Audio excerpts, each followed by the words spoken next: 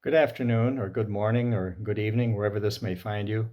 I'm pleased to introduce this session on Earned Value Management System scalability. To understand what we mean by scalability, we need first to review a little history. Earned Value Management, or EVM, originated in the Department of Defense more than a half century ago as a powerful way to integrate the cost, schedule, and technical performance management attributes of a contract. Throughout EVM's history, the government has required that contractors on the biggest, most complex contracts use EVM systems, EVMS, that comply with contractual instructions for managing and reporting cost and schedule performance. Teams of government specialists assure compliance by reviewing all aspects of contractors' management control systems. These include accounting systems, scheduling systems, material management systems, and more. The teams rely on a set of 32 guidelines supplemented by interpretive guidance. Once the EVMS is accepted or validated by one government agency, other agencies may rely on that acceptance when they award future contracts. Smaller, less complex contracts are treated less rigorously. In those cases, the customer only needs to become familiar with the procedures the contractor uses to generate the data. In other words, EVM without the S for systems is implemented on a contract by contract basis rather than organization wide. By the 1990s, EVM was gaining favor far beyond the Pentagon. The decade saw a dramatic increase in its adoption by other US government agencies and in other countries, including Australia, Canada, New Zealand, United Kingdom, Japan, and Sweden. It also began to be incorporated in other professional organizations and in national standards. Through it all, CPM has been the place for all things EVM. We are the key meeting point for government and industry to exchange information and to improve our knowledge. And this brings us to what we call EVMS scalability. Working with our sister organization, the National Defense Industrial Association, and its Integrated Program Management Division, we facilitated several sessions that in time evolved into the Civil Agency Industry Working Group, or KWIG. Under the leadership of Gerald Kirby from NASA, the KWIG took a top-down approach to develop the EVMS Scalability Guide, distilling the essence of EVM for smaller contractors and for nonprofits. The most recent update of the guide was led by John Duval. John? Welcome. My name is John Duval. Before I discuss the concept of scalability, I'd like to take a minute to discuss the 7 basic management principles. It's important because EVM is a methodology used to achieve these principles. These principles are the foundation for managing a project. Official descriptions of the principles can be Googled on the web, but I'm going to boil it down into a few simple terms we should all recognize as common sense project management. They are: plan all the work into manageable subprojects, document the plan, control changes, collect costs, measure progress, understand what's really happening relative to the plan, and finally, use the information to make decisions. Pretty simple, pretty straightforward. Now let's talk about scalability, which is a further evolution of EVMS tailoring. Tailoring is the process of right-sizing EVM reporting requirements and the rigor for which the EVM methodology is applied to a contract or a project. The goal is to optimize the effort, to generate the detailed information needed to manage risks and to successfully complete the work. Typically, when a contract is awarded and negotiated, there are 5 ways to tailor the EVM reporting requirements. Examples include report types, report frequency, reporting levels, report formats, and the date of first report submission. A program manager can scale the rigor of applying the methodology in many ways, while still maintaining contract compliance. There are numerous ways to right-size the level of rigor considering management objectives, the nature of work, and the associated risk. Extending the work breakdown structure, cost collection, variance thresholds, documentation requirements, work quantification methods, progress measurement techniques, and scheduling detail are just a few examples. You can expect future CPM workshops to cover these areas in more detail. As Wayne said, the NDIA, Integrated Program Management Division, publishes and maintains an EVMS Guideline Scalability Guide. The guide was originally developed to document acceptable ways to scale the level of rigor when implementing the 32 guidelines in EIA 748. The intended audience was civil agencies, not the Department of Defense, small to mid-sized contracts performed by small, mid-sized companies, educational institutions, laboratories, etc. The document is organized by the 9 major EVM process areas, which support the basic management principles I discussed earlier.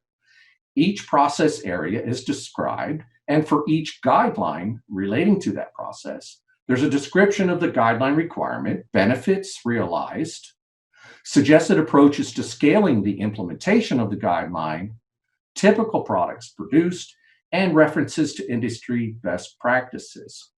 In my role as the NDIA IPMD member of the Board of Directors, I'm responsible for maintaining the Scalability Guide, which includes collecting proposed improvements and publishing the document on a 3-year refresh cycle. The current version, Rev 2, was released in December of 2019 and is now downloadable from the NDIA website at www.ndia.org. Yes, it is free. Next, Xiaofan will discuss the National Science Foundation and how they apply scalability and tailoring concepts to a wide range of unique projects. Welcome. My name is Xiaofan Guo. The National Science Foundation funds U.S. research communities to design and construct research infrastructure facilities. These projects cover a wide range of complexity and science disciplines. To understand the challenges of managing these unique projects, let me show you a few examples. In high energy frontier, NSF funds the Atlas and CMS detector upgrade in Large Hadron Collider at CERN. The detectors record collisions of particles traveling at near the speed of light with the rate of collisions at 1 billion times per second. The US scope is part of the overall detector upgrade project that involves very large international collaborations with hundreds of institutions around the world. The US schedule and technical interface can be affected by technical choice and progress of collaborating institutions in other countries. The management control needs to adapt to such collaboration demands. In astronomy, NSF funds the construction of the Vera C Rubin telescope. It is the largest ground-based digital camera and will provide the widest, fastest, and deepest view of the night sky ever. The NSF scope has 474 control accounts because of the number of institutions involved in different subsystems. On the oceanographic front, NSF funds the construction of regional class research vessels as part of the 18-vessel academic fleet. To support the studies of ocean currents, seafloor, climate change, and marine ecosystem. Obviously, building the research vessels is a very different type of effort from building the particle detectors or the big telescope. NSF also funds the Antarctic infrastructure modernization for science projects. Although it is conventional construction, it has unique challenges due to the extreme environment. For example, the logistics can impose challenging constraints for the planning and execution. Besides these big projects, NSF also funds a wide array of mid-scale research infrastructure projects to enable research capabilities in the cost range below the threshold of major research infrastructure projects. For example, NSF funds the design of the next generation Event Horizon Telescope. The Event Horizon Telescope recorded the first real image of black holes in 2019. and the next generation Event Horizon Telescope will combine radio dishes around the world to form an Earth-sized virtual telescope and create real-time movies of black holes. This is a design project within the mid-scale cost range. We use the weighted milestone at level 2 to monitor the design progress. Another example of mid-scale project is the construction of National Extreme Ultra-Fast Science Facility, which is a much smaller light source than the accelerator-based one. It has 8 control accounts at WBS level 2, using tasks breakdown at higher level. As you can see, this project varies significantly in size and technical nature. In addition, these science projects are often pioneering in technology with very limited historical data. They require extremely specialized scientific and technical expertise.